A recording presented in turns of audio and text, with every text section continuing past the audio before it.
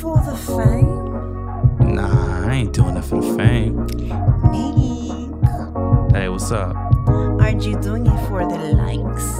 Nah, I ain't doing it for the likes. Oh, okay. Hold up. So you doing it for the pussy? Nah, I mean, yeah, no, I ain't doing it for that. Okay, then. What are you doing it for? Man, I do it for the culture. The culture? The culture.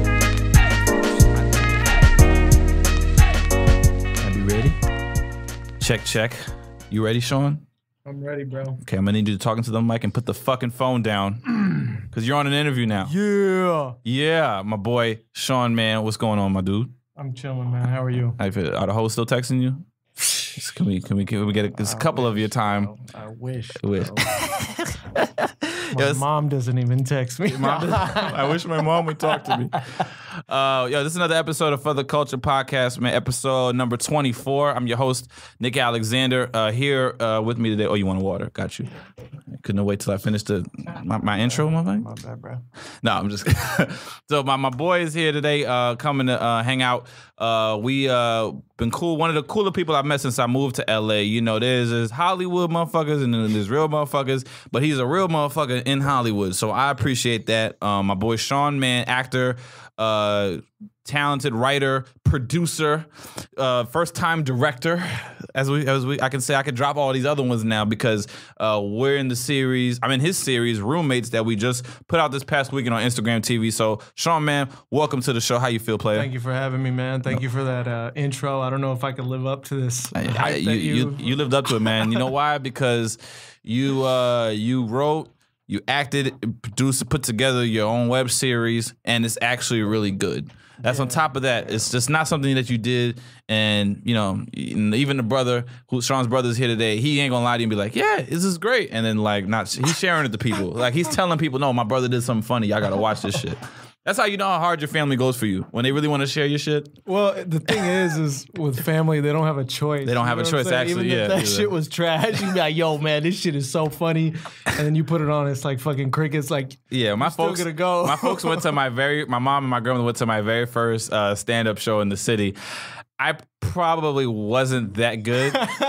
But I know I did better than everybody else that night. So like, I'm bad in retrospect because I've gotten better as a comedian. But for the night, I know I did well. Like I had something there. But like, you know, they didn't know how serious I was going to take it. And then after like 5 years, first time they saw me like on TV do something, like, oh, you really doing this? Yeah. Especially my family in Haiti, it took a lot longer for them to be convinced that comedy is something that I'm like really doing, and it's not just like a hobby or a thing I want to try. Right. So you know, how long have you been an actor? Man, I've been at this since. But you're like you're an actor. Yeah. You train, you study, you took theater. Like, so like I went to school for finance. Okay. I got my undergrad in finance, and then I was working like I had 2 jobs after I got out of college. The first job was at an ice cream company. I was doing supply chain. I was sitting in this corporate office, bro, and like. Are you one of those classic stories? I was miserable there. Yes. Okay. It was like, man, dude, like we would have these meetings every week, and I would legit fall asleep in them because we would literally talk about the same shit over and over and over again. Oh man. And then they, but I was good. I was good at what I did. You know what I mean? So they wanted to promote me. And at that point, I told my manager, I was like, look, I can't work here no more. So then I went to a sales job at a startup, and the same shit happened. Like I was making money, I was doing good, and I literally just got out of my cube one day because I had to cold call like lawyers, right? That was the job. Like I had to sell them case leads. Oh shit! And so were you a good salesman? Yeah, I could tell. Let's tidbit for the listeners. Sean, no homo, is probably one of the sexiest actors I know personally. Why I know this is because when we go out to parties together, women automatically talk to him and express their feelings out loud. They be like, "Hey, sexy, what's up, cutie?" And then me and my man's Reek, we just be looking like, "All right, what about us?" That's literally never happened. But Sean, that happens all the time. Okay, this is what happened. Sure. If we were like girls, Sean would be like the bad bitch in the group. You would definitely be. I'm Beyonce, like the cute friend. I'm the Kelly. You Beyonce, nigga. Because girls haven't figured you out because they're like, oh, what is he? Like he's this, but is he Egyptian? Is he Moroccan? What are you? What are you actually? My family's from India. India, from okay. Punjab, yeah. Oh, both sides? Both sides. That's dope. Okay. Yeah. So I mean, no, the ambiguous. Yeah, ethnically ambiguous. Yeah, man. It helps. It helps. It does. It does. It does. But the brother's ethnically ambiguous too. Yeah, man. Yeah. We you can play Aladdin. I can see that. This kid, but he got the watch. Aladdin got a rollie though. He don't got that shit. That shit's nice. That's a nice watch. I don't wear watches no more just cause I know my watches will be trash. I get them stupid little stop watches, the little black rubber shits that be fucking up your skin.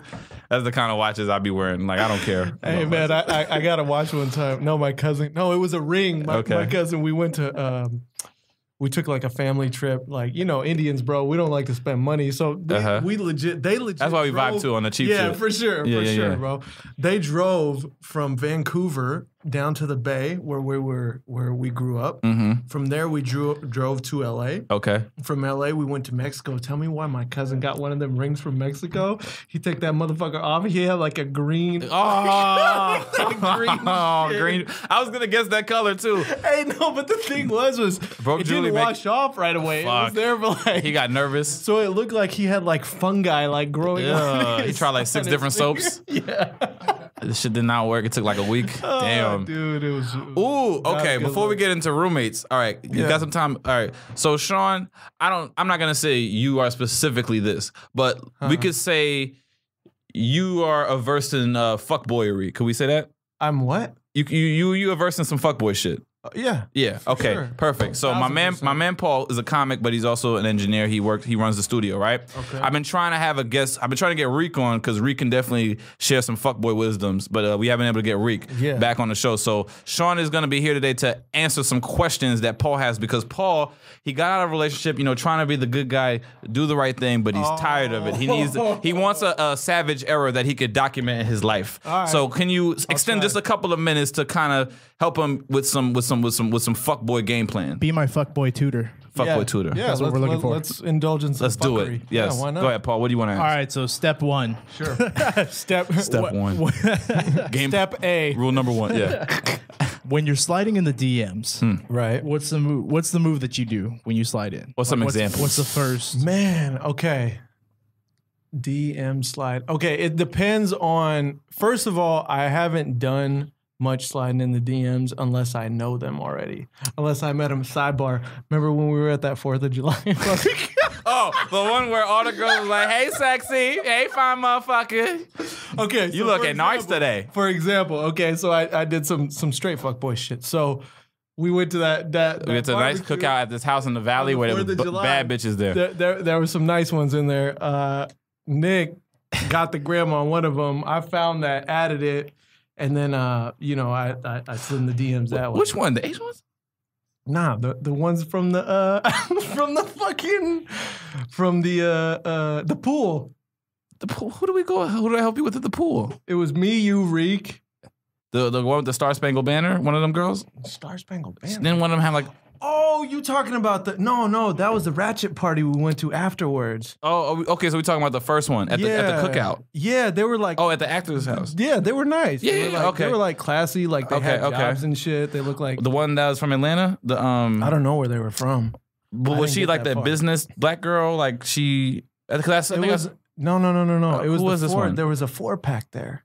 At the house in Los Feliz. No, that. Which one was that? Okay, one? so first we went to the apartment. Oh no, at the Valley. Valley, All right. At So- Shireen's house, the so- improv people. Okay. So in that case, like we had, you know, like what I had maybe 2 minutes of face. The Persian girls. Yeah.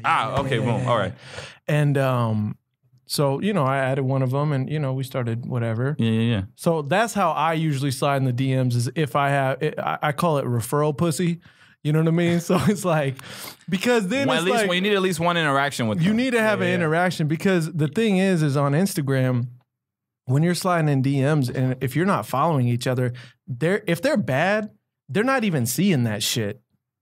You know what I mean? Yeah, yeah, yeah. Because they probably got, you know, like in the DM shit, unless you following the person, they're not even going to see it. Yeah. You're in the request folder. You're in the request folder. Yeah. You're on like the standby, like dick on standby. Yeah, and this is like a very You know what I mean? rare opportunity, but like to really stand out in comments where they might like you, check out the page, maybe want to follow. It's very rare that you They're can pull not that gonna- off. yeah, no.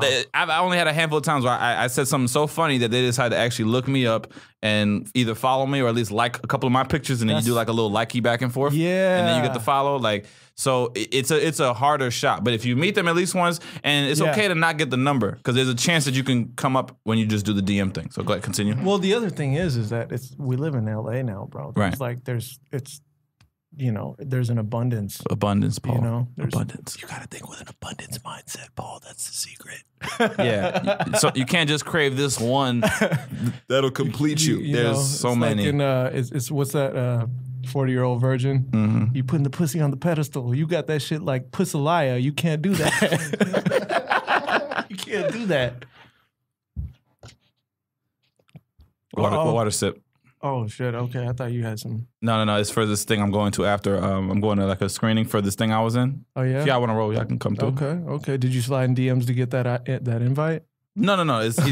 Hey, he put me in. It's like another person who put me in their project, and then he's having like a little screening for it. Oh, so. bet. All right. Yeah, All yeah, right. yeah. All right. He's showing me the room though. Nice. So the DMs.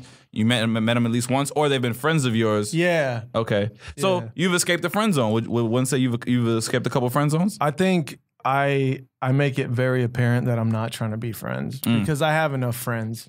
You know what I mean? You hear that? Not trying to be their friend. I'm not trying Fuck to all be their that. friends. You know what I mean? You can't do that. I also feel like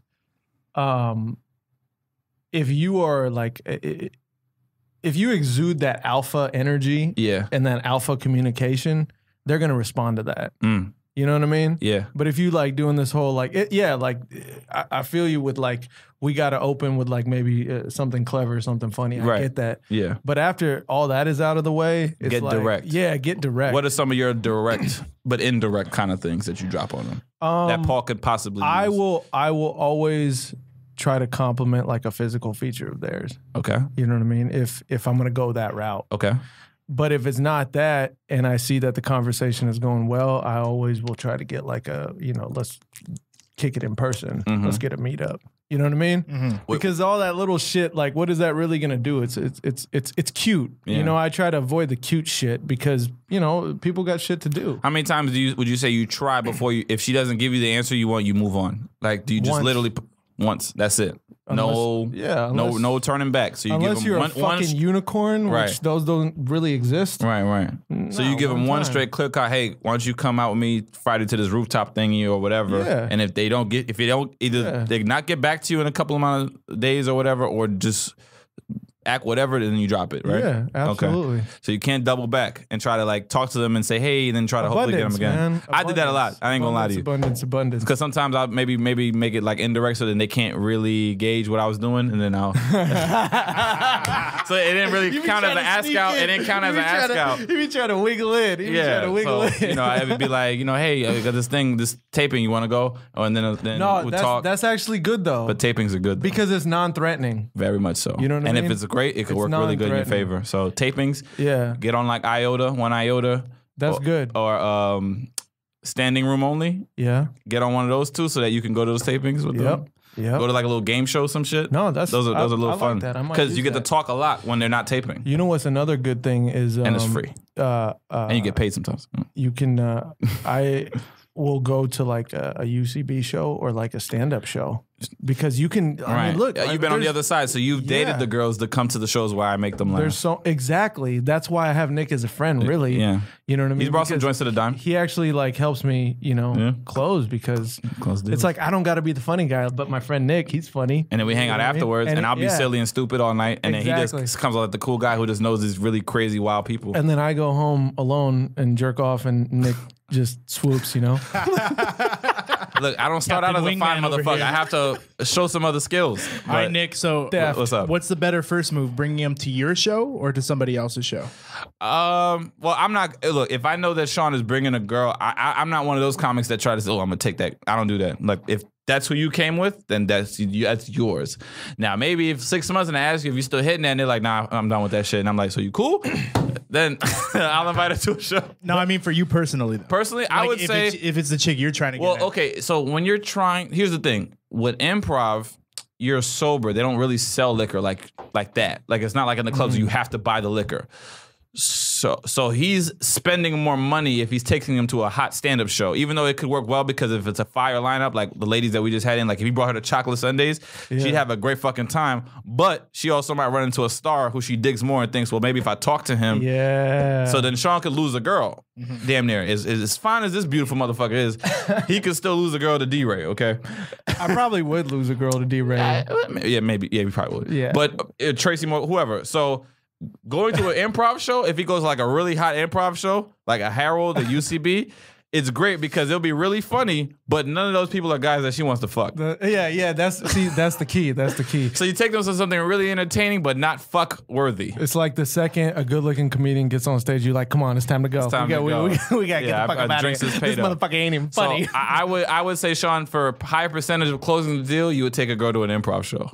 High percentage of closing. So take a girl to an improv show. Dude, UCB, the pressure's way less. It's like $6. I'm about it. $6. And then you know what you do? No drink minimum. Yeah, you know what you do is you could actually bring your own beer to these things. Yeah, BYOB. And then when you just be like, yeah, I already got the tickets. They're like, oh my God, that's so sweet. But then there's the other side of it. They're like, he's a decent dude. Because I'll never, like the first time, I'll never try nothing. Really? Like so you don't do a lot of one-night stands? No, I don't actually. Oh. I'm a one-night stand guy. Well, now that I think about That's it, not your MO. Like, you're just it's like, not. I have a, If I'm patient. If I'm going to take, I'm not patient. You're not patient, but I'm you're not assertive. a one-night stand. I'm assertive, but I'm not like. Right, thirsty. So the thing is that if I'm going to go that far and be like, yeah, we're going to go to this show, if I'm going to set all that up, then, I'll just let the cards fall in place. Right.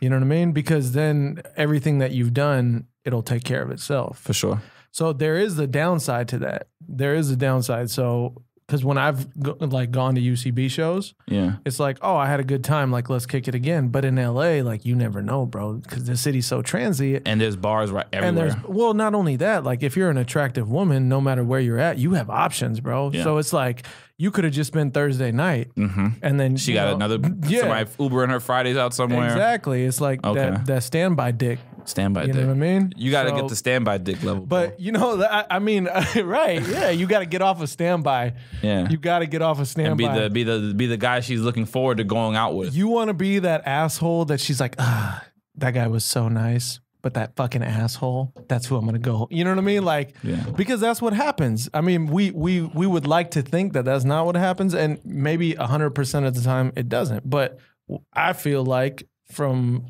like talking to my female friends, they have dudes for a certain role that will fulfill a certain need, you know? And we don't want you being the guy who just pays for dinner. Exactly. And doesn't do anything. Exactly. So get the asshole meter that up.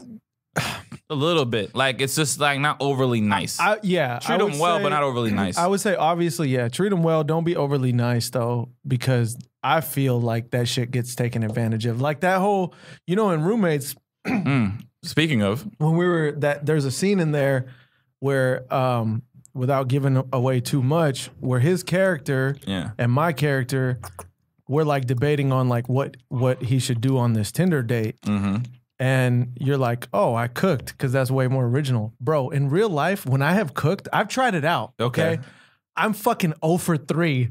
When I offered, How was the meal though? What'd you make? Bro, it was smacking. Oh, smacking. Yeah, I made good food. Did you have wine? Did not close. Hell yeah. So you had wine, good food. I had wine, good food, you good did some company. push-ups and sit-ups to get the extra flex, extra pecs out. Absolutely, and you didn't close? I wore like a half shirt so my abs were coming out, you know what I mean? And all right, what do you think happened though, those 3 times? I just think that's the thing. They're like, what I got from them was like, oh, you're nice. Like, I like you. I want to That's a little too much on a first I want to date. take it slow. But really, I was doing that shit because I'm you know, I'm trying to like minimize my I expenditure. think cooking for a girl is a lot. It's like when you're dating and then you're That's trying to when like you're say, dating. hey, let's just not go to a movie or something. Let's Yeah, do something different. Then you're like, exactly. oh, impressive. But not a first time thing. Yeah, but see, at that time when I was doing that, I had just gotten out of a relationship, so I was on some like Drake shit. You know what I mean? Like, Which album was that? Was it Take Care? fucking all of them, bro. Like all of them. It was like I was on like a 3-month period. Of just Drake and emo and Yeah, just trying. I was just like, yeah. So basically, we just sat at dinner and I cried. Marvin's Room. Yeah, exactly. It was Marvin's room. Like, yeah. It's the best way to put it. So So okay, let me ask you. So in Roommates, I play a friend of his who is of African descent. He actually has two friends that are African. Is that something that you had 2 African roommates? Like kind of like what was real, what was kind of like not real? yeah, so Roommates is based off of like real events and real situations. Yeah. So the 2 roommates, I actually did live on a couch, and I actually did have roommates. One was from Africa, the other one, his parents were African. Okay. So I wanted to just even it out. Yeah. You know what I mean? But yeah, like I felt like, because at first I was just gonna have one, but then I was like, man, like Maynard is actually Maynard who plays Umar is actually African. Shout outs to Maynard. We've had him on the show before. Yeah, man, Maynard is fucking awesome. So yeah, I wanted to create that dynamic. Damn, bro, I look. I tried to do like a selfie and his eyes closed. Paul, can you just take one of us with that like that in-depth fake conversation shit that we be sharing? That in-depth fake conversation shit. So You're so honest about your fuckery, Nick. I love it. hey man, I can't pretend. You know what I'm saying? Yeah. Like I try. It's that Hollywood shit, bro. That Hollywood shit. It prevents me, man. I make fun of it. You Like gone Hollywood, bro. I can't run away from it. Hollywood, bro. You know what I'm saying? Hollywood. It's all good, man. We got to fake the funk a little bit out here. So okay. So you had Maynard, and then you decided just maybe I should just have 2. Yeah. Okay. Because I wanted that comedy to kind of like bounce off of each other. Where you're a straight man and kind of where you're like the straight man, and then these 2. I was gonna do Vic in an Indian accent. I thought about that. Oh, okay. But like I wanted to write it so that Why don't you just play Vic's cousin next season? I know, right? I'll just be like, hey, what's up, guys? What the hell is going on here? Vic, what are What you the doing? shit is happening? What are you doing? But then I feel like it would have gotten taken out of.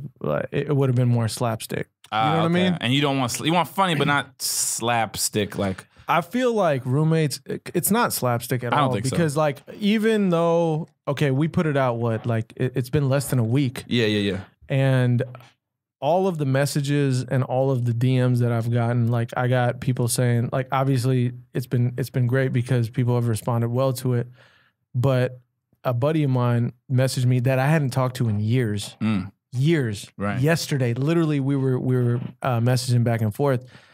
And he was like, man, I was like, did you laugh? And he was like, I chuckled, but really it was relatable. You know what I mean? Yeah. And there's nothing wrong with that either. I mean, we want to go for the gut at some points, you know what I mean? But if it's relatable and you're watching, that's what matters. You're enjoying what you're watching. Exactly. And I wanted to keep it, when I write, because I've written stuff before. Okay. And I want to keep stuff as true to the events as possible. So Roommates is a lot of it is either situations or conversations, but the reality is blown out. Gotcha. But there's still that element of truth to it. For sure. And like what parts of it are real and what parts of it are not, I'm not going to reveal. I want the audience to kind of like, you know what I mean? Like I want to ask you. So we had I had Meg a couple weeks ago. I had like a cornbred edition. I'm just inviting everybody who I do shit with. That's pretty much what this podcast is about. Is promoting me. So I had Meg here, and we didn't touch on it too much, but I wanted to ask you. So there's a love scene, more so something a little suggestive, and you got to kiss a very beautiful woman. You know, Meg is pretty bad. Megan is a beautiful woman. You know, not taking away anything, but you know, Meg is nice to look at. Yeah. And you guys got to be under the sheets in your hot ass room because Sean did not have an AC in that fucking apartment. I got AC we now. was fucking sweat. I got AC now. All right, nigga, I'm sleeping over tomorrow. Anytime, bro. We can watch Netflix and chill. Are you gonna cook for me? I don't know, man. I don't know how bad. If I bring some girls over, you gonna cook? Well, we ain't gonna fuck then. If, All right, yeah. if I could. Yeah, fuck. Don't cook. Maybe order. Do you have pizza. any food? No, I only have absinthe. I only have. So you got to was that like your first on-screen kiss, or have you kissed a girl on screen before? And like, how was it? Because you and Meg are friends, you're cool. So how was that like kind of trying to make sure that goes over smoothly and looks believable on camera? So yeah, that was my first on-screen Really? kiss. Yeah, Ah, it okay. was, dude. Actually, what? Yeah. It was. That's dope. You maybe kissed in plays before, right? But then I kissed in like class, like shit, man. When I was in taking classes, bro, I had like a full. yeah, how is that in here in acting class when you get like Bro, you get like a that hot shit, girl? That shit was crazy. Because I was sitting there. I'm not gonna lie. All right, so I was in this acting class. This was in Frisco before I moved down. And, Okay. that shit was hella funny. So we had to do this sex scene, right? And so basically, it's you and you got this little stage and there's fucking 30 people watching you.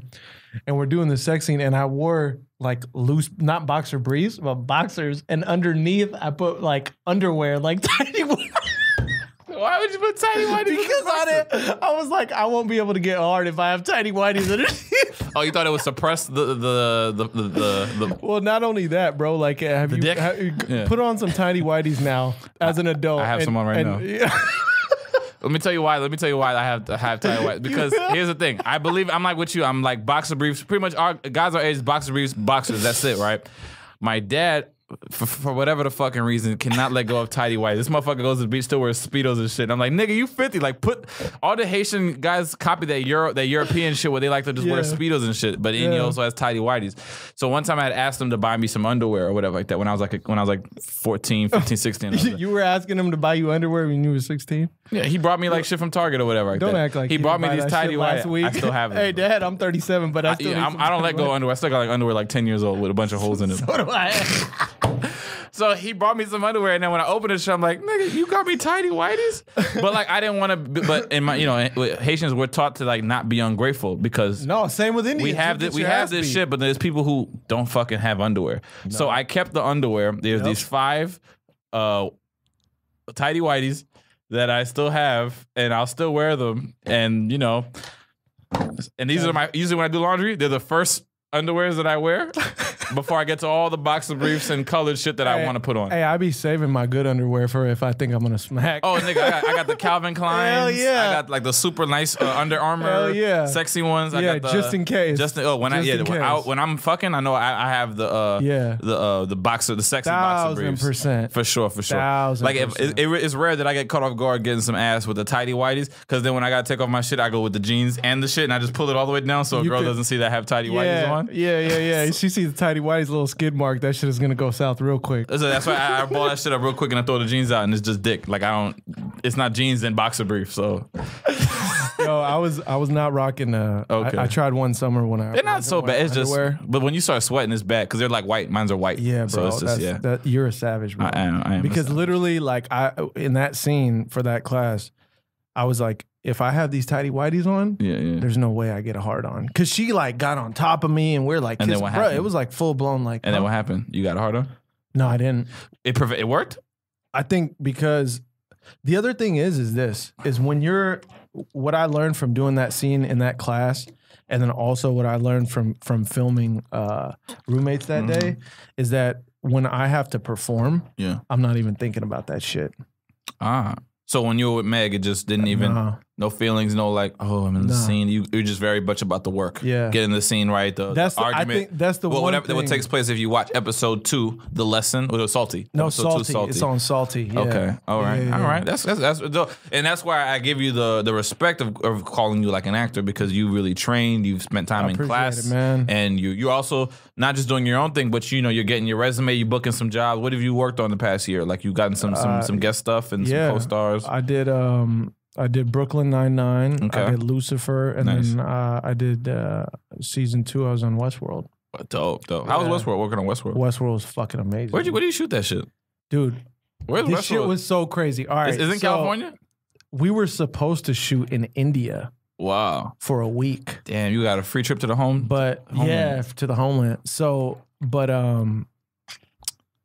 I think it was like some visa, because it's a big commitment to Production. go over there. Yeah, production. yeah. So I think something happened because there was like a bunch of visas that had to get sorted to get over there. Yeah. And that didn't get sorted in time. So we had to end up, I found out that we were going to shoot it in LA. And then when it came close to shooting time, then the fires happened. Oh, when the shit was looking like a video game. Yeah. Okay. Yeah. And then what happened? So then we ended up shooting at the ranch. It's called the ranch. It's like an hour, 15 minutes away from here. And then you got to get up. I forget the fucking the full name of it, but it was a cool experience. Bro, like when you get over there, it's a 2-lane highway. It's like 12 miles with like no service. Oh shit. No service. So you got and you're literally in the middle of buttfuck nowhere. Damn. Yeah. But it's like once you get on the set, because our call time was like before the sun came up. So you go through these gates and this shit is so big that if you go on the wrong road, you could end up on some random ass set. Wow. It's there's other sets there. There's other. They film a bunch of shit there. Okay. So when we got there, they literally had like a person that was like, pointing us like go down this way. The arrows and shit set up. Yeah. So that cool. shit was crazy, man. You had a great experience on Westworld. Amazing, dude. Anything you got coming up? Amazing. What you got coming up? We're gonna keep pushing Roommates. Does Roommates get a season 2? Are you impressed with the numbers? Yeah, I don't even fuck the numbers, man. But you're gonna do it? I'm impressed with the. I told you I had some ideas too. Yeah, no, we're gonna wrap on that for sure. All right, because I think that we have something here, man. I really do. I agree. I honestly, I wouldn't have even put it out if it turned out whack. Yeah. I wouldn't have even put it out. That's dope. So I'm glad you didn't. Roommates is on anybody who's in its Instagram TV channel, because we're all kind of like cross promoting, just being artists, just sharing our work with each other. So it's on Sean. What's your handle, Sean? It's Come On Man, CMONMANN. And you can watch the show on his channel, or you can watch it on mine, Nick of Comedy, NICKOF Comedy, and check it out. And like I said, we have 3 episodes. Yeah. And Sean was already getting ideas ready. We're gonna start storyboarding for season 2. Hell yeah. So if we shoot it, you think it's gonna take another year to come out? Like, how do we feel it'll be a much quicker turnaround? I hope so, because the thing is with this first one was, the first time you do something like this, you don't realize. Yeah. Well, you don't know. You don't realize like the logistics of everything, like what it takes, like. The fact that we were able to shoot it all in one location, that was a huge win. You got it done in a day. But now... And both my episode ideas can work. It has to. It has to. It has to. Okay. And the thing is like now, you get your editors, you get everything in post. That's what takes the time. And getting people's schedules and all that shit. But you feel much more confident, like now that you've done it before, you know what happens, what it takes to... Yeah. You got your people in place. And that's what it's about. You gotta like... That's why they say it's, even though, these Hollywood stars, the Rocks and the Jamie Foxxes and the Michael B. Jordans and Leo DiCaprio, they get the $50 million, but you still need a cast and a crew to make this whole thing come together. You did the DP, the editor, directors. You need people to watch it and give you feedback so that you get out of your own head. It's just, it's not one man can't do it alone. No. And but now we got the team. You got your team in place. And I mean, we didn't mention it, but. And sorry to cut you off, but before I forget, shout out to Elijah EK, man. Right. He's a fucking ninja behind that camera. Yeah, he is. He does great work. Tariq helped me. Tariq Speaks, brother Reek. He helped me. He helped me like refine the script, and just having both of them there put me at ease. And then also editor, man, David. You guys didn't meet him. He's fucking amazing. Shout out to David. He killed that shit. Yeah, it came out really good. Like I said, I've done. People ask you, I'm a comic, I'm coming up out here in New York. People want you to do things with them because it's like, let's work together. Right. And you work together, and you get excited about what their ideas because you want them to win. And sometimes you do stuff and it just doesn't quite look right, and you kind of like feel weird about not wanting to share it or maybe not sharing it at all because it's just not something you want to put out there because you're not seen in the best light. But Sean really gave me something that, like, one, I was like, I'm down for this. We had a great time shooting it. It wasn't stressful at all. It was fun. And then when I finally saw the footage, I'm like, man, this is some shit I definitely want to share and tell people to watch. So when you get those 3 things to work in your favor, man, I don't think you can go wrong. So I feel like it's only gonna get better for you to do more Roommates. And then you got other shit that's coming up. You're out here in Hollywood doing your thing, man. So you know, I'm just happy that you came on for a little bit to talk shit, and you know, Talking shit is my specialty. is a specialty. Talking but shit then is my specialty. putting out quality content, funny stuff, relatable stuff like Roommates. That's dope. That's dope, man. It's gonna Yeah, man. and that means if you could do this, you can write a movie, you can write a TV series. Yeah, like, anything is possible. No, for sure. I wanted to Roommates, like, logistically, I wanted to make it simple for everybody. Mm-hmm. That's why it's one location. That's why it's very simple shit. Yeah. You know what I mean? And you invested, you put your own money up. And yeah, well, I had to. Hey man, I've never written or directed anything. You want to put some money up? Yeah, okay, You got cool. a couple thousand? Yeah, exactly. But it was an amazing experience. It was well worth it. And we coming for those festivals. Shit. Y'all killed that shit. See, okay, you don't get to talk about this because it's your shit, but bro, as somebody who never acted on screen before, and I've told you this in private, but I want to say it on air so that people can really realize, Nick fucking killed it. He killed that shit. So if for no other reason, go watch it just for what this guy did on camera. Thank you. It was fucking amazing, bro. I think the shit that did You make and it. Maynard, like The way we went back and forth that day. these guys. Okay, now I'm gonna give the listeners a little bit of background.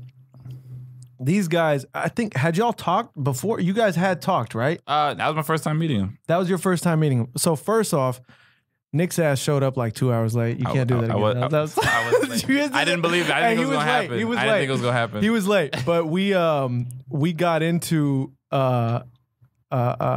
Finally setting up. we were setting up, Late as fuck. and the late as fuck, and the first scene that we had to do was the first episode was the dick off. Yeah.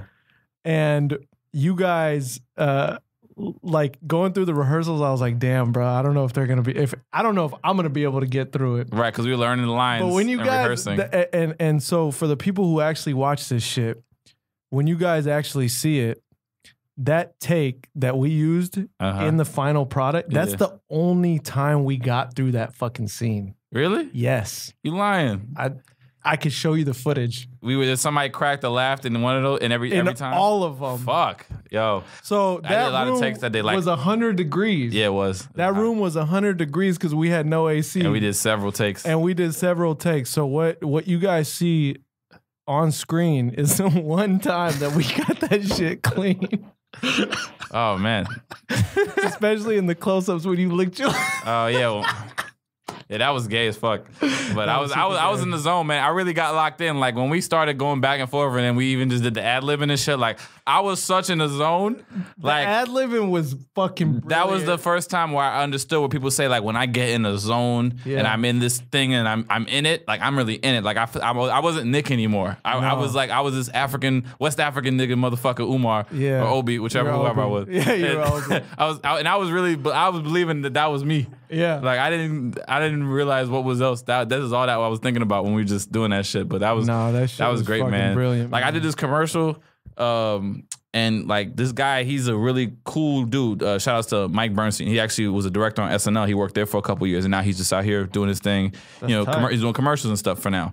And I worked with him, and we did a 30-second ad when the final product came out. But man, he had me do like 35, 40 takes of different stuff, and I had to keep thinking of funny shit, and I was doing it, but I was just like, man, like how much of it is he really gonna use? And they used a good one, but I was just like thinking like this is what all my favorites go through, like the Eddies, the Damons, the Adam Sandlers, the Will Ferrells. They do like Marlon Wayans, they do like countless takes, and before whatever comes out, but they just give it their all. And I was like, every time I want to do something, I want to just be as funny as I can, be as sharp as I can, give you what you need so that you don't have to question, did I bring it? Like you're gonna know that I gave you whatever I had to that day. No, you did. And the thing is that's the advantage that you have as being a comedian and being an improver is that you can reach the top of your intelligence very quickly. Yeah. Like the shit that I'm doing now, the sketch comedy that I'm doing kind of now with Reek. Okay.